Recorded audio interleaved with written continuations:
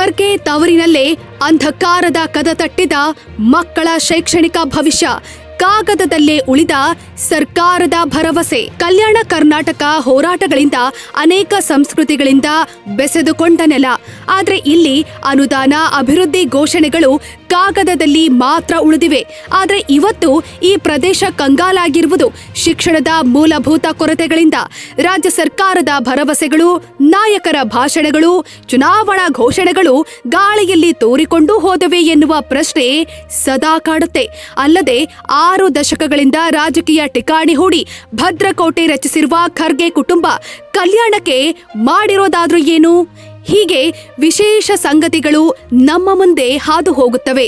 ಇಲ್ಲಿ ಶಾಲೆಗಳಿವೆ, ಶಿಕ್ಷಕರಿಲ್ಲ, ಆದ್ರೆ ತರಗತಿಯಲ್ಲಿ ಮಕ್ಕಳಿದ್ದಾರೆ. ಇದು ಕಲ್ಯಾಣ ಭಾಗದ ವಾಸ್ತವದ ಸಂಗತಿ.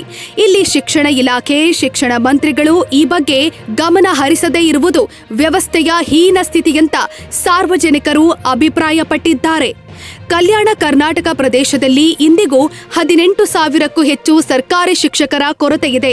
ಶಿಕ್ಷಣ ಇಲಾಖೆಯೇ ಈ ಅಂಕಿ ಅಂಶವನ್ನ ಒಪ್ಪಿಕೊಂಡಿದೆ. ಇದರ ಪರಿಣಾಮವಾಗಿ ಕಲ್ಯಾಣ ಭಾಗದ 6 ಜಿಲ್ಲೆಗಳಲ್ಲಿ ಶೈಕ್ಷಣಿಕ ಮಟ್ಟ ಕುಸಿತಗೊಂಡಿದೆ. ಮಕ್ಕಳದ ಭವಿಷ್ಯದ ಮೇಲೆ ಬರೆ ಎಳೆದಂತಾಗಿದೆ. 3 ವರ್ಷಗಳ ಹಿಂದೆ ಚುನಾವಣೆಗೂ ಮುನ್ನ ಕಾಂಗ್ರೆಸ್ ನಾಯಕರು 5,000 ಶಿಕ್ಷಕರ ನೇಮಕಾತಿ ತಕ್ಷಣ ಮಾಡಲಾಗುತ್ತೆ ಅಂತ ಹೇಳಿತ್ತು. ಆದ್ರೆ ಈ ಮಾತು ಕೇವಲ ಪತ್ರಿಕಾಗೋಷ್ಠಿಗಳಲ್ಲಿ, ಕಾಗದದಲ್ಲಿ, ಫೈಲ್ಗಳಲ್ಲಿ ಮಾತ್ರ ಉಳಿದು ಬಿಟ್ಟದ್ದೇ ಹೊರತು ಅನುಷ್ಠಾನಕ್ಕೆ ಬಂದಿಲ್ಲ. ಇದನ್ನು ಶಿಕ್ಷಣ ಮಂತ್ರಿ ಆಯಾ ಇಲಾಖೆ ಗಮನ ಹರಿಸಿ ತುರ್ತು ಕಾರ್ಯಕ್ಕೆ ಮುಂದಾಗಬೇಕು. ಇಲ್ಲದಿದ್ರೆ ಮಕ್ಕಳು ಶಿಕ್ಷಣದಿಂದ ವಂಚಿತರಾಗುತ್ತಾರೆ ಅಂತ ನಗರ ನಾಗರಿಕರು ಹಿಡಿಶಾಪ ಹಾಕುತ್ತಿದ್ದಾರೆ. ಒಬ್ಬ ಶಿಕ್ಷಕನಿಂದ 100-150 ಮಕ್ಕಳಿಗೆ ಪಾಠ. ಇದು ಶಿಕ್ಷಣವೋ ಶಿಕ್ಷೆಯೋ? ಇವತ್ತು ಅನೇಕ ಸರ್ಕಾರಿ ಶಾಲೆಗಳಲ್ಲಿ ಪರಿಸ್ಥಿತಿ ಶಿಕ್ಷಕರ ಕೊರತೆಯಿಂದ ಬಸವಳೆದಿದೆ. ಒಬ್ಬನೇ ಶಿಕ್ಷಕ 5ನೇ ತರಗತಿಯಿಂದ 8ನೇ ತರಗತಿವರೆಗಿನ 100-150 ಮಕ್ಕಳಿಗೆ ಪಾಠ ಮಾಡುತ್ತಿದ್ದಾರೆ. ಹೀಗೆ ಗುಂಪು ಸೇರಿಸಿ ಮಕ್ಕಳನ್ನ ನೋಡುವುದು ಪಾಠ ಮಾಡೋದಕ್ಕೆ ಸಮಾನವೇ? ಮಕ್ಕಳ ಭವಿಷ್ಯವನ್ನ ಹೀಗೆ ಬಲಿ ಕೊಡೋದು ಯಾವ ನೀತಿಯ ಹೆಸರು ಎನ್ನುವ ಪ್ರಶ್ನೆ ಪೋಷಕರಲ್ಲಿ ಮನೆ ಮಾಡಿದೆ. ಸಾಮಾಜಿಕ ನ್ಯಾಯ, ಬಡವರ ಹಿತ, ಶಿಕ್ಷಣ ಸಮಾನತೆಯ ಕುರಿತು ಸದಾ ಉಪನ್ಯಾಸ ನೀಡುವ ಮಲ್ಲಿಕಾರ್ಜುನ ಖರ್ಗೆ ಮತ್ತು ಪ್ರಿಯಾಂಕ್ ಖರ್ಗೆ ಇವರ ತವರಿನಲ್ಲೇ ಇಂತಹ ಶಿಕ್ಷಣ ಸಂಕಷ್ಟಕ್ಕೆ ಸಿಲುಕಿದೆ. ಬರೀ RSS ವಿರುದ್ಧ ಮಾತನಾಡೋದ್ರಿಂದ ಮಕ್ಕಳಿಗೆ ಶಿಕ್ಷಣ ಸಿಗುತ್ತಾ?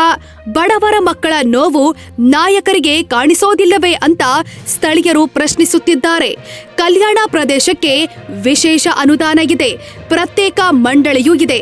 ಆದರೂ ಕೂಡ ಶಿಕ್ಷಕರ ಕೊರತೆ ನೀಗಿಸಲು ರಾಜ್ಯ ಸರ್ಕಾರ ವಿಫಲವಾಗಿ ಬಿಟ್ಟಿದೆ. ಯೋಜನೆಗಳ ಹರಿವು ಇದ್ದರೂ ನೆಲಮಟ್ಟದಲ್ಲಿ ಶಾಲೆಗಳು ಶಿಕ್ಷಕರಿಲ್ಲದೆ ಬಣಗುಡುತ್ತಿವೆ. ಇದು ಸರ್ಕಾರದ ನಿರ್ಲಕ್ಷ್ಯದ ಪ್ರತಿಬಿಂಬವಾಗಿದೆ. ಕಲ್ಯಾಣ ಭಾಗದ ಶೈಕ್ಷಣಿಕ ಹಿನ್ನಡೆ ಇನ್ನಷ್ಟು ಗಾಢವಾಗುತ್ತೆ. ಮುಂದಿನ ಪೀಳಿಗೆ ಅವಕಾಶಗಳನ್ನ ಕಳೆದುಕೊಳ್ಳುತ್ತೆ. ಬಡವರ ಮಕ್ಕಳಿಗೆ ಶಿಕ್ಷಣ ಎನ್ನುವ ಆದ್ಯ ಹಕ್ಕು ಕೇವಲ ಮಾತಾಗಿದೆ.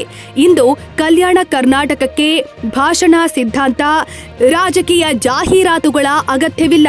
ಅಗತ್ಯವಿರುವುದು ಶಿಕ್ಷಕರು, ಸೌಲಭ್ಯಗಳು, ಉದ್ಯೋಗ ಭರ್ತಿ ಮತ್ತು ಸಮಯಕ್ಕೆ ಕ್ರಮ. ವೀಕ್ಷಕರೇ, ಈ ಸುದ್ದಿ ನಿಮಗೆ ಇಷ್ಟವಾದಲ್ಲಿ ನಮ್ಮ ಚಾನೆಲ್ ಅನ್ನು ಸಬ್ಸ್ಕ್ರೈಬ್ ಮಾಡಿ, ಲೈಕ್ ಮಾಡಿ ಹಾಗೂ ಶೇರ್ ಮಾಡಿ.